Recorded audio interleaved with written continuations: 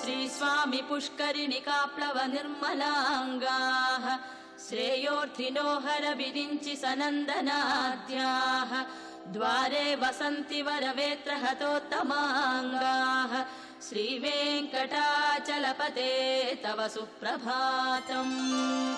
श्रीशेषशैलगरुडाचल वेङ्कटाद्रिनारायणाद्रिवृषभाद्रिविषाद्रिमुख्याम् आख्यां त्वदीयवसतेरनिशं वदन्ति। श्रीवेङ्कटाचलपते तव सुप्रभातम्।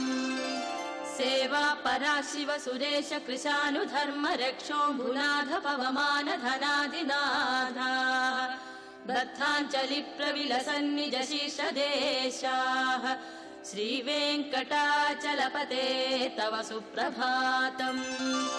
घाटीषु ते विहगराज मृगाधिराज नागाधिराज